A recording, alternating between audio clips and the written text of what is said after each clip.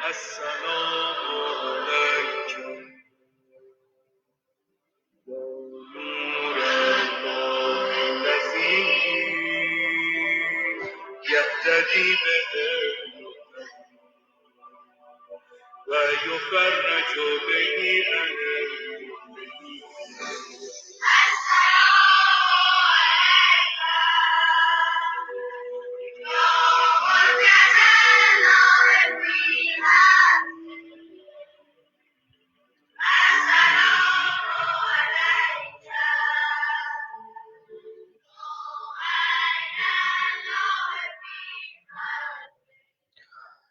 السلام علیکم ورحمۃ اللہ وبرکاتہ۔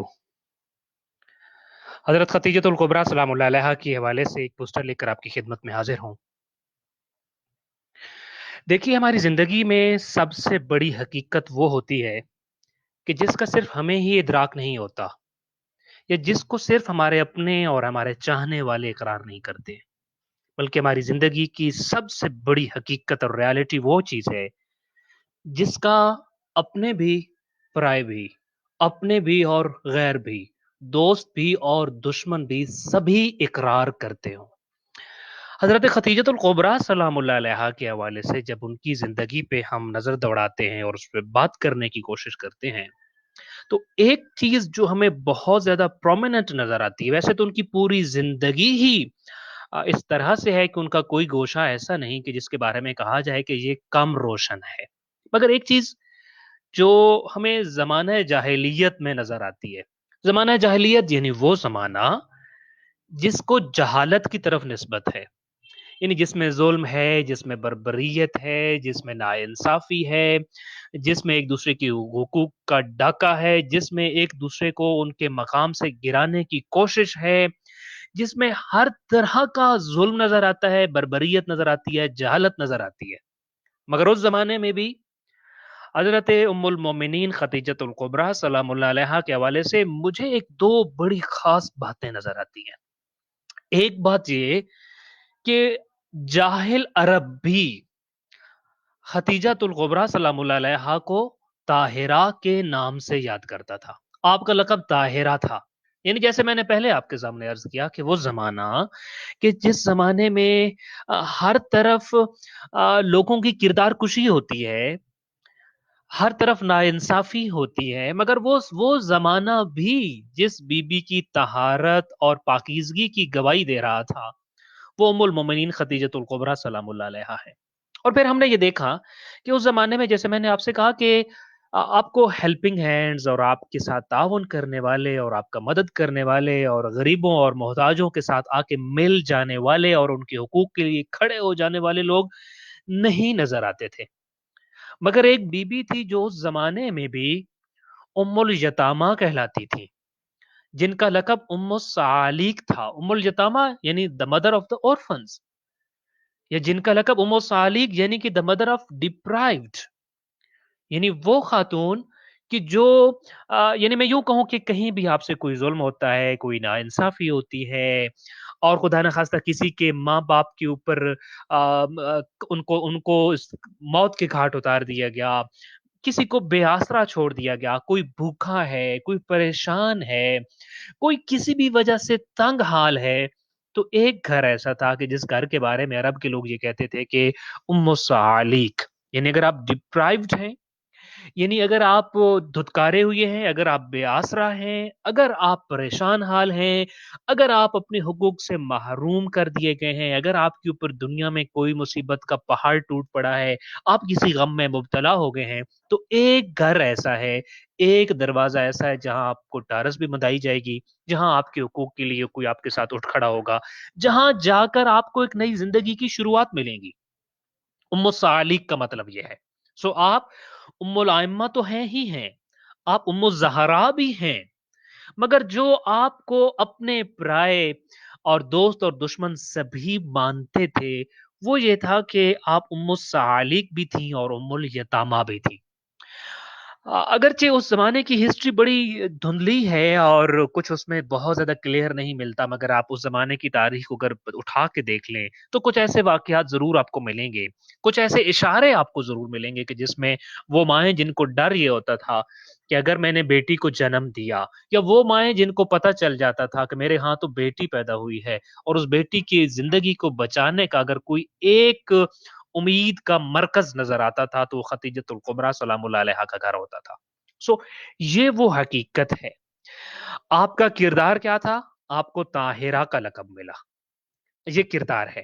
آپ کا عمل کیا تھا؟ آپ کو ام الیتامہ اور ام الصالح کا لقب ملا۔ مگر اب آپ کی زندگی میں ایک نئی شروعات ہونے جا رہی تھی۔ ہم عموماً جو ہے زیارت کے حوالے سے، زیارت کربلا کے حوالے سے بہت زیادہ روایات ملتی ہیں کہ زائر قبر حسین کا بہت بڑا مقام ہے۔ شاید اس حوالے سے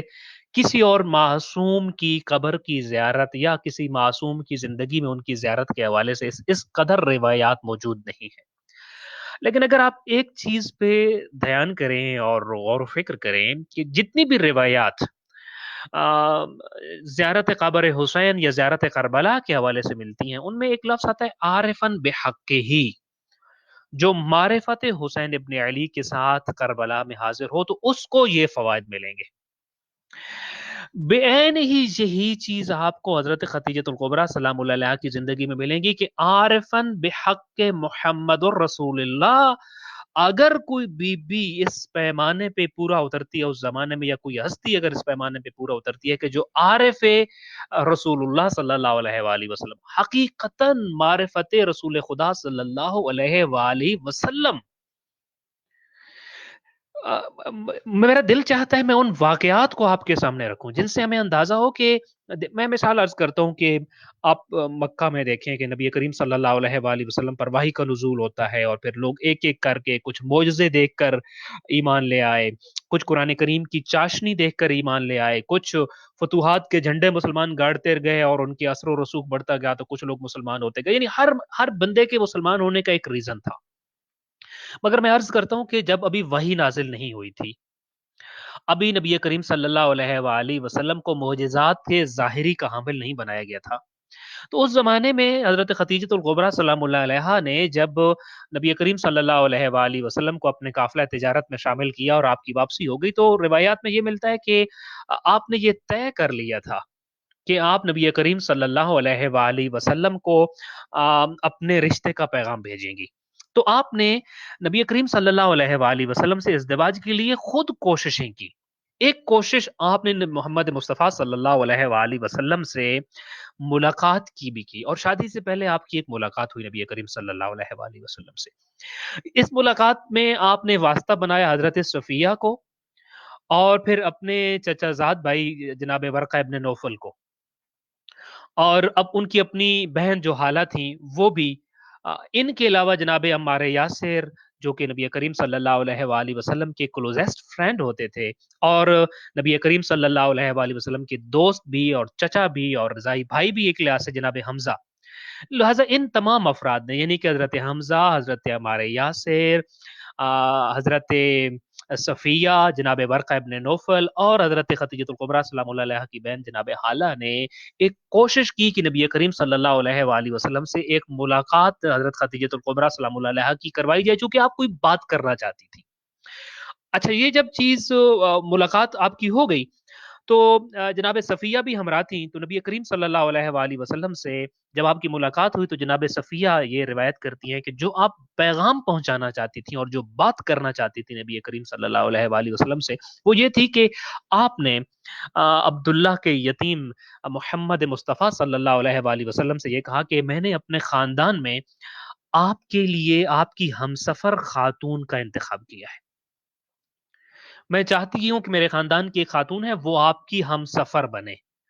تو نبی کریم صلی اللہ علیہ وآلہ وسلم نے پوچھا وہ کون ہے؟ اب میں آپ کو یہ بات بتا دوں کہ وہ کون تھی جن کے رشتے کا پیغام لے کر آپ گئی ہوئی تھی، وہ حضرت خدیجہ بنت خویلد خود ہی تھی۔ اب حضرت خدیجہ بنت خویلد کا تعارف معاشرے میں کیا تھا؟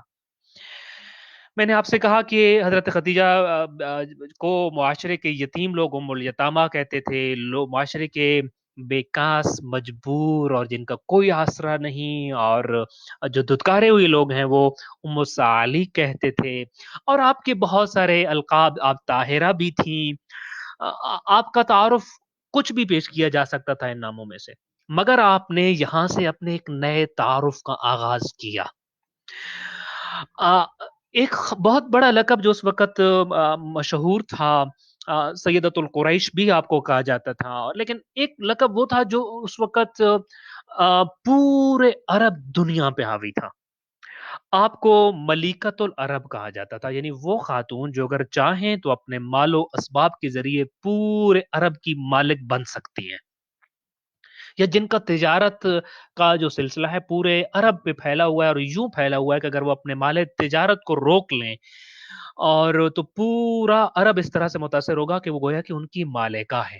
سو آپ کے مختلف تعارف تھے، آپ ملیکۃ العرب بھی تھیں، آپ سیدۃ القریش بھی تھیں، آپ طاہرہ بی بی تھیں، آپ ام الیتامہ بھی تھیں، آپ ام الصعاليق بھی تھیں۔ تو جب آپ نے اب اپنا تعارف پیش کرنا چاہا تو ان میں سے کس تعارف کو پیش کیا ہوگا؟ ظاہر ہے آپ کہنا تو یہی چاہ رہی تھی کہ میں نے جس خاتون کا آپ کے لیے انتخاب کیا ہے وہ جو ہے وہ خویلد کی بیٹی ہیں، جن کا تعارف یہ ہے کہ وہ ام الیتامہ، یا میں نے چند ایک جو ٹائٹلز آپ کے سامنے بیان کیے وہ یہ ہیں۔ جناب خدیجۃ الکبریٰ سلام اللہ علیہا نے یہاں سے اپنے لیے ایک نیا تعارف دنیا کے سامنے پیش کیا۔ جب نبی کریم صلی اللہ علیہ وآلہ وسلم نے پوچھا کہ خدیجہ وہ کون ہے، تو آپ نے فرمایا ہیا مملوکتک الخدیجہ۔ اے محمد مصطفیٰ صلی اللہ علیہ وآلہ وسلم، میں ملیکۃ العرب کہی جاتی ہوں۔ ملیکۃ العرب یعنی عرب کی مالکہ خاتون۔ مگر جب بات آپ سے ہوگی، جب تصور آپ کا ہوتا ہے، تو میں اپنے آپ کو ملیکۃ العرب کہلوانا پسند نہیں کرتی ہوں، یعنی عرب کی مالکہ خاتون نہیں، بلکہ مملوکۃ المحمد، یعنی وہ کہ جس کے سب کچھ کے مالک بھی محمد مصطفیٰ صلی اللہ علیہ وآلہ وسلم ہوں۔ لہذا یہ وہ سفر ہے حضرت خدیجۃ الکبریٰ سلام اللہ علیہا نے جو اپنی شادی سے پہلے کیا، اور یہ سفر ایسے نہیں تھا، یہ معرفت کے دوش پہ تھا، یہ معرفت مقام و منزلت محمد مصطفیٰ صلی اللہ علیہ وآلہ وسلم تھی، کہ ابھی آپ نہ کوئی معجزہ دیکھا، نہ آپ نے کوئی قرآن مجید کی آیات سنی، نہ ہی تائید پروردگار کے نظارے دیکھے، مگر آپ نے وہ نور نبوت دیکھا محمد مصطفیٰ صلی اللہ علیہ وآلہ وسلم کے کردار میں۔ اور قرآن نے کہا ہے کہ بے شک پاک باز عورتیں پاک باز مردوں کے لیے ہیں۔ آپ نے وہ کردار دیکھا تھا جس کردار کی آپ ہم کفو بن سکتی تھی، لہٰذا آپ نے ایک لمحے میں ایک بہت بڑا سفر کیا، اور اس لمحے میں سفر کیا عرب کی مالکہ سے لے کر ملیکۃ و محمد تک، یعنی ملیکۃ العرب ایک طرف تھا، مگر اب جو نیا سفر ہو رہا ہے یہ اتنی بڑی ہستی کا اور اتنا بامعرفت سفر ہے کہ ملیکۃ العرب ہونا آپ نے چھوڑ دیا، بلکہ مملوکۃ و محمد ہونا پسند کیا۔ اور صرف یہ نہیں کہ یہ مملوکہ محمد ہونا آپ نے جناب صفیہ کے سامنے اقرار کیا ہو، یہ اقرار آپ نے اور جگہوں پہ بھی کیا۔ روایات میں یہ ملتا ہے کہ جب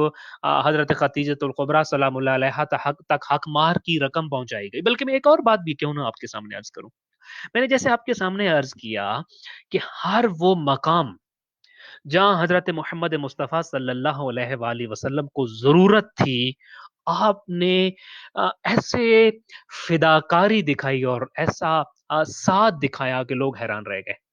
جب رشتہ طے ہو گیا، میں وہ بات بعد میں عرض کرتا ہوں کہ آپ نے کیسے لوگوں کو بتایا کہ میں آج کے بعد ملیکۃ العرب نہیں بلکہ مملوکۃ المحمد ہوں۔ جب آپ کی شادی طے ہو گئی اور حق مہر دینے کا وقت آیا، تو عرب قبائل میں اور بنو ہاشم میں اور قریش میں ایک بات بڑی زوروں پر تھی کہ یہ رشتہ طے تو ہو گیا، ایک طرف وہ یتیم ہیں، ایک طرف وہ ہیں جن کے پاس کچھ بھی نہیں ہے دنیا داری میں سے، اور دوسری طرف وہ ہیں کہ جو چاہیں تو پورے عرب کو خرید لیں۔ اب ذرا دیکھیں گے کہ یہ حق مہر کیا پیش کرتے ہیں۔ یہ وہ بڑا کروشل ٹائم تھا، اور خاص طور پہ اگر آپ اپنے آپ کو ایک لمحے کے لیے جو ہے وہ تصور کریں اس زمانے میں کہ جس زمانے میں یہ شادی ہونے جا رہی تھی، اور اس معاشرے کی جو مینٹیلٹی تھی، اور اس مینٹیلٹی میں آپ لے جائیں اپنے آپ کو، تو ایک بہت بڑا آپ کہہ لیجئے، ہم عموماً کہتے ہوتے ہیں نا کہ زندگی موت کا مسئلہ ہوتا ہے، کہ یہ بات ہو تو رہی ہے مگر ایسے کہ آپ کا سر اونچا رہے، آپ کا ناک نہ کٹے، آپ کے لیے بے عزتی شمار نہ ہو، کوئی آپ کے بارے میں جو ہے وہ ایسے کلمات نہ کہے کہ جو آپ کی شان کے خلاف ہوں۔ مگر جناب خدیجہ کبریٰ سلام اللہ علیہا نے اس کا انتظام بھی فرمایا۔ آپ نے 4000 دینار جناب ابو طالب کی خدمت میں بھیجے کہ یہ 4000 دینار اپنے بھتیجے محمد مصطفیٰ صلی اللہ علیہ وآلہ وسلم کو دے دیجئے اور کہیے کہ یہ جو میں بھیج رہی ہوں 4000 دینار وہ میرے حق مہر کے طور پہ ادا کر دے۔ جب یہ 4000 دینار جناب ابو طالب کی خدمت میں پہنچے تو اس محفل میں ابو جہل بھی بیٹھا تھا۔ جب وہ جو قاصد آیا تھا جناب خدیجۃ الکبریٰ سلام اللہ علیہا اور اس نے آ کر وہ دینار دیے اور ساتھ میں یہ پیغام بھی پہنچایا تو ابو جہل بول اٹھا، اس نے کہا واہ رہے زمانے، ہم نے یہ ٹائم بھی دیکھنا تھا مرد عورتوں کو حق مہر دیتے تھے، ان الرجال یمہرون النساء، یہ تو ہم نے دیکھا تھا کہ مرد عورتوں کو حق مہر دیتے ہیں، یہ کبھی نہ دیکھا تھا کہ کوئی مرد ایسا ہو کہ اس کو عورتیں حق مہر دینے۔ تو جناب ابو طالب اس موقع پہ کھڑے ہوئی اور انہوں نے کہا کہ اسقط یا لقا، خاموش ہو جا، اس لیے کہ اگر تیرے جیسے دولے ہوں تو وہ حق مہر بھی دیتے ہیں اور لوگوں کے قدموں پہ بھی جھکتے ہیں اور پھر بھی اپنی بیٹیاں دینے کے لیے کوئی آمادہ نہیں ہوتا، لیکن اگر دولہا میرے بھتیجے محمد مصطفیٰ جیسا ہو تو لوگ بیٹیاں بھی دیتے ہیں، درہم و دینار بھی دیتے ہیں۔ یہ ڈیپینڈ کرتا ہے کہ رشتہ کس کے لیے ہو رہا ہے۔ سو آپ نے، میں نے جیسے کہا نا، معرفت محمد مصطفیٰ صلی اللہ علیہ وآلہ وسلم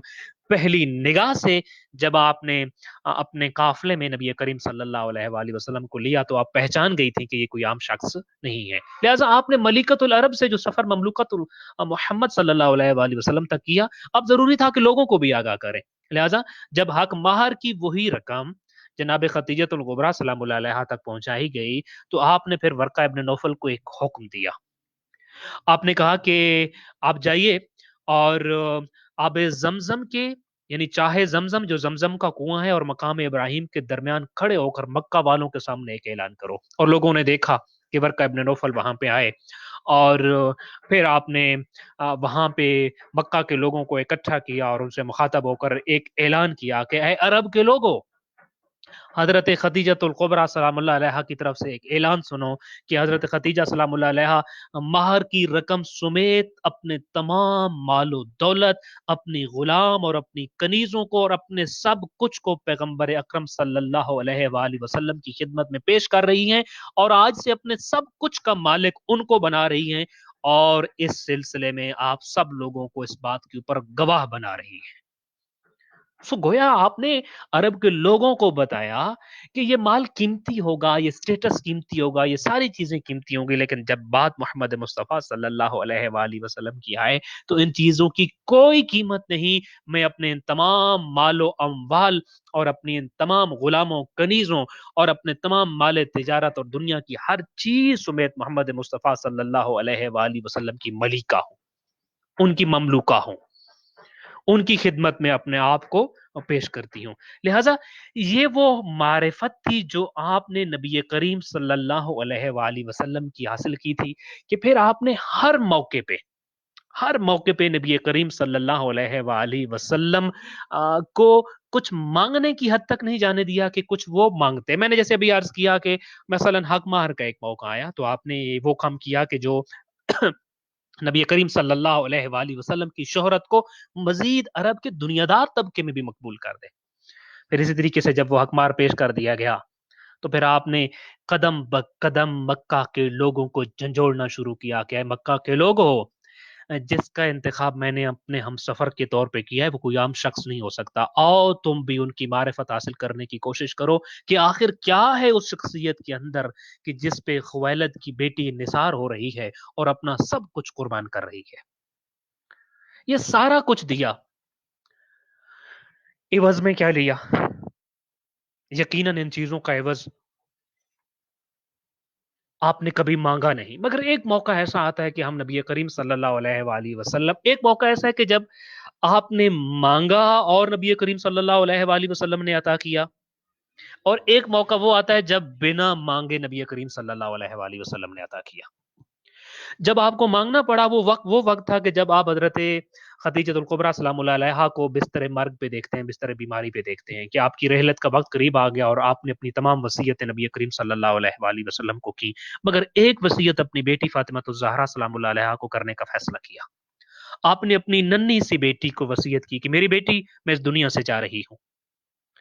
دیکھیے میرے جانے کے بعد ایک پیغام اپنے بابا کو وصیت کے عنوان سے دے دینا کہ میری آخری خواہش یہ ہے کہ آپ کے بابا کے دوش مبارک پر وہ ابا جو وقت وحی وہاں پہ موجود رہتی ہے، میری خواہش یہ ہے میرا آخری لباس آپ کے بابا کی وہ ابا ہو. لہذا اپنے بابا سے کہنا اپنی اس ابا کا کفن دے کر مجھے لحد میں اتارے. مورخین نے اور سیرت نگاروں نے اس کی بھی ایک وجہ بیان کی ہے. ایک تو تبرک ہے کہ نبی کریم صلی اللہ علیہ وآلہ وسلم کی دوش پہ اوڑی گئی اس ابا سے بھی آپ کو عشق تھا کہ قبر میں بھی جا رہی ہیں تو لباس محمد مصطفیٰ صلی اللہ علیہ وآلہ وسلم لے کر ساتھ جا رہی ہے. مگر ایک اور بہت بڑی حکمت بھی تھی. وہ حکمت یہ تھی، آپ جانتی تھیں کہ شیب ابی طالب اور مسلمانوں کے اوپر آنے والی ابتدائی سختیوں کے دنوں میں آپ کے تمام مال اموال، ساری مال و دولت اسلام کی راہ میں استعمال ہو چکی ہے. مورخین نے اور سیرت نگاروں نے اور تبصرہ نگاروں نے جو تاریخ پہ تبصرہ لکھتے ہیں لکھا ہے کہ شاید ایک وجہ یہ نظر آتی ہے کہ آپ کے گھر میں اب کفن خریدنے کا مال و دولت اور پیسے اور رقم بھی موجود نہ تھی. لہٰذا آپ نے یہ چاہا کہ اس موقع پہ بجائے اس کے کہ نبی کریم صلی اللہ علیہ وآلہ وسلم کسی سے کفن کے خریدنے کے لیے رقم کا مطالبہ کریں، آپ نے وصیت ہی ایسی کر دی کہ آپ کی وجہ سے نبی کریم صلی اللہ علیہ وآلہ وسلم کو کسی کے سامنے ہاتھ نہ پھیلانا پڑے. لہذا جب یہ پیاری سی فرمائش نبی کریم صلی اللہ علیہ وآلہ وسلم کے پاس پہنچی اور آپ نے اپنی ابا کو اتار کر جب کفن دینا چاہا تو جبرائیل امین نازل ہوئے، کہا کہ اے محمد مصطفیٰ صلی اللہ علیہ وآلہ وسلم، ایک فرمائش تھی اس بی بی کی جو آپ نے پوری کر دی ہے، مگر اب ایک امر ہے میرے رب کا جو اب آپ کو پورا کرنا ہے. میں یہ جنت سے کفن لے کر آیا ہوں، آپ اپنی شریکہ حیات خدیجۃ الکبریٰ سلام اللہ علیہا کو جنت کا یہ کفن اپنی ابا کے اوپر پہنا دیجیے. اسلام میں یہ پہلی خاتون ہیں جن کو دو کفن ملے. اچھا ایک ایک کفن کو ذرا دیکھیے کیسا کفن ملا. پہلا کفن کیا تھا اور کس کی فرمائش پہ کس موقع پہ، اور دوسرا کفن کیا تھا. یہ وہ موقع تھا جب آپ نے فرمائش کی. فرمائش بھی کس چیز کی؟ کفن کی. البتہ ایک وہ موقع ہمیں نظر آتا ہے نبی کریم صلی اللہ علیہ وآلہ وسلم کی زندگی میں کہ جب آپ نے بغیر فرمائش کی حضرت خدیجۃ الکبریٰ سلام اللہ علیہا کو کچھ عوض اور تھوڑا سا ہدیہ دینا چاہا، لیکن یہ زندگی میں نہیں دے سکے نبی کریم صلی اللہ علیہ وآلہ وسلم. حضرت خدیجۃ الکبریٰ سلام اللہ علیہا کی زندگی ختم ہو جانے کے بعد، اس دنیا سے چلے جانے کے بعد، جب آپ 10,000 افراد کا لشکر لے کر مکہ آئے اور مکہ نے دیکھا کہ فاتح مکہ آ رہے ہیں، پورا مکہ آپ کے قدموں میں بچھ کے رہ گیا اور آپ فاتح کی حیثیت سے مکہ میں داخل ہوئے. اور اب اشراف مکہ تھے، قبائل کے سردار تھے، اور جو لوگ آپ کے ہاں گروہ در گروہ آ کر مسلمان ہو رہے تھے ان میں سے ہر ایک کی خواہش تھی، اور صرف خواہش نہیں تھی، لوگ اصرار کر رہے تھے کہ نبی کریم صلی اللہ علیہ وآلہ وسلم کا گھر تو اب ہے مدینہ میں، آپ مکہ میں مہمان ہیں، لہذا ہر ایک کی خواہش تھی کہ اب یہ میرے گھر میں رکیں. لوگ اصرار کرنے لگے کہ ہمارے گھر میں تشریف لے آئیے، لیکن نبی کریم صلی اللہ علیہ وآلہ وسلم نے کسی کی بات پر لبیک نہ کہا، کسی کی بات پہ کوئی جواب نہ دیا. جب آپ ضروری امور نپٹا چکے تو آپ سیدھا جنت المعلیٰ تشریف لے گئے اور اپنے خادموں کو حکم دیا کہ خدیجۃ الکبریٰ سلام اللہ علیہا کے مرقد اور قبر کے پہلو میں ایک خیمہ لگایا جائے. وہاں آپ نے ایک خیمہ لگوایا، اور خیمہ لگانے کے بعد روایت میں ہے کہ جتنے دن آپ مکہ میں رہے آپ اپنی شریکہ حیات حضرت خدیجۃ الکبریٰ سلام اللہ علیہا کی قبر میں کے پہلو میں لگے ہوئے اس خیمے میں رہے. جب خیمہ لگ گیا اور نبی کریم صلی اللہ علیہ وآلہ وسلم خیمے میں تشریف لے گئے تو پھر آپ نے ایک اور حکم دیا. لیکن اس سے پہلے ایک اور بات میں آپ کے سامنے کروں. دیکھیے جب کہیں فوجیں شہروں میں داخل ہوتی ہیں تو شہروں میں داخل ہونے کے بعد جب شہر فتح کرتی ہیں تو وہ اپنا علم اور اپنا پرچم اس بلڈنگ پہ جا کے لگاتی ہیں جس بلڈنگ نے اس شہر کو فتح کرنے میں سب سے اہم کردار ادا کیا ہوتا ہے. لہٰذا اس بلڈنگ کو سرکاری حیثیت دی جاتی ہے، اس کے اوپر جا کے علم لگایا جاتا ہے. یہ کیا ہوتا ہے؟ یہ در حقیقت یہ اعتراف ہوتا ہے کہ جب یہ شہر فتح نہیں ہوا تھا تو فاتح کے لیے اس جگہ پر فاتح کے لیے اس کی فتح کے لیے اس کے مشن کے لیے کچھ لوگوں نے اس جگہ کو استعمال کیا اور اس جگہ کے کارنامے ہیں اور اس جگہ کا کردار ہے اس شہر کے فتح ہونے میں۔ نبی کریم صلی اللہ علیہ وآلہ وسلم نے جناب زبیر ابن عوام کو بلایا اور ان کو حکم دیا کہ جو پرچم اسلام تمہارے ہاتھ میں ہے اسے حضرت ختیجۃ القبریٰ سلام اللہ علیہا کی قبر کے پاس نصب کرو اور پھر وہاں سے کوئی اس علم کو نہ اٹھائے۔ یہ اعتراف تھا کہ اس وقت جتنا بھی اسلام پھلا پھولا ہے، یہاں تک کہ ہم جس مکہ سے نکالے گئے تھے اسی مکہ میں فاتح کی حیثیت سے داخل ہو رہے ہیں، مگر آپ دنیا والوں کو بتا رہے تھے اس فتح کے پیچھے اب بھی اگر کسی کی قربانیاں سب سے زیادہ ہیں تو وہ ختیجۃ القبریٰ سلام اللہ علیہا کی ہے۔ یہ علم اسلام ہے، یہ پرچم اسلام ہے۔ یہ پرچم اسلام اگر کسی جگہ پہ نصب ہونا چاہیے آج، تو نبی کریم صلی اللہ علیہ وآلہ وسلم نے فرمایا یہ قبر مستحق ہے، اور اس قبر میں آرام کرتی ہوئی ہستی اور وہ ذات اور وہ شخصیت مستحق ہے کہ آج یہ علم ان کے پاس لہرایا جائے۔ اب جب اس علم کو وہاں پہ آپ نے لگوا دیا اور پھر آپ نے اپنے خیمے میں تشریف لے گئے اور خیمے میں وہاں بیٹھ کر آپ نے جتنے احکام صادر کیے، جتنے واقعات کا جائزہ لیا اور پھر بعد میں مکہ میں بھی داخل ہوئے تو اسی جگہ سے داخل ہوئے، نبی کریم صلی اللہ علیہ وآلہ وسلم کا یہ کام، آپ کا وہاں خیمہ لگوانا، آپ کا علم اسلام کو ختیجۃ القبریٰ سلام اللہ علیہا کی قبر کے سرہانے نصب کرنا، یہ در حقیقت حضرت ختیجۃ القبریٰ سلام اللہ علیہا کی قربانیوں کی پہچان بھی تھا اور اس کا اعتراف بھی تھا، اور ایک بہت بڑا پیغام تھا حضرت ختیجۃ القبریٰ سلام اللہ علیہا کے نام، کہ ایک چیز وہ تھی جو آپ نے مجھ سے مانگی تھی، اور اس وقت میں شاید صرف ایک ابا دینے کی ہی پوزیشن میں تھا، میرے اوپر مشکلات کا زمانہ تھا ختیجۃ القبریٰ سلام اللہ علیہا، مگر اٹھو ختیجۃ القبریٰ سلام اللہ علیہا، آج میں ایک فاتح کی حیثیت سے آیا ہوں، آج محمد مصطفیٰ صلی اللہ علیہ وآلہ وسلم آپ کو بہت کچھ دے سکتے ہیں۔ دیکھو ختیجۃ القبریٰ سلام اللہ علیہا، اے صبر و رضا کی پیک کر، اے میری با وفا زوجہ، چونکہ زندگی کے سخت دنوں میں، قریش کے ظلم و بربریت کے ایام میں، اس جان لیوا گھبراہٹ میں، شیب ابی طالب میں، اقتصادی محاصرے میں، پر آشوب دنوں میں، تکلیفوں امتحانوں آزمائشوں کے دنوں میں آپ نے میرا ساتھ دیا، ہر قسم کا رنج، سب تکلیفیں، سب مشقتیں اپنے اوپر برداشت کی۔ اب میں نفاق و کفر کے تمام قلعوں کو فتح کرتے ہوئے فتح مکہ کے بعد آپ کی پاک تربت کے پاس اس لیے آیا ہوں کہ جب آپ نے غم کے لمحوں کو، دکھ کے لمحات کو، پریشانیوں اور امتحان کے وقت کو میرے ساتھ بانٹ لیا تھا، تو آؤ محمد الرسول اللہ، محمد مصطفیٰ، سید الانبیاء آپ کے پاس اس لیے آئے ہیں تاکہ خوشی کے لمحات کو اور خوشی کے دنوں کو بھی آپ کے ساتھ بانٹ لیں اور دنیا والوں کو بتائیں میری خوشی بھی ختیجۃ القبریٰ سلام اللہ علیہا کے ساتھ ہی گزرے گی۔ یہ بہت بڑا اعتراف تھا حضرت ختیجۃ القبریٰ سلام اللہ علیہا کی خدمات کا۔ ایک وہ تعارف جو جناب ختیجۃ القبریٰ سلام اللہ علیہا نے مانگا، اور ایک وہ اقرار اور ایک وہ تعارف جو جناب نبی کریم صلی اللہ علیہ وآلہ وسلم نے جناب ختیجۃ القبریٰ سلام اللہ علیہا کا کرایا۔ ایک پیغام ہے میرے اور آپ کے لیے اس میں، کیونکہ جب ہم یہ دن مناتے ہیں اور یہ باتیں کرتے ہیں تو صرف اس لیے نہیں ہوتی کہ ہم ان چیزوں کو سنیں گے اور بات کریں گے اور اس کے بعد ہم ان کی فضائل میں جو ہے وہ ہمارے سینہ اور ہمارا دل خوشی سے بھر جائے گا، بلکہ اس سے بڑھ کر ایک پیغام ہے۔ دیکھیے، اسلام کو جب بھی جو ضرورت ہو اگر آپ نے پیش کیا تو یقین جانیے آپ کی قربانیاں آپ کے اس دنیا سے چلے جانے کے بعد بھی رنگ لاتی رہیں گی، اور ان قربانیوں کا اقرار کرنے والے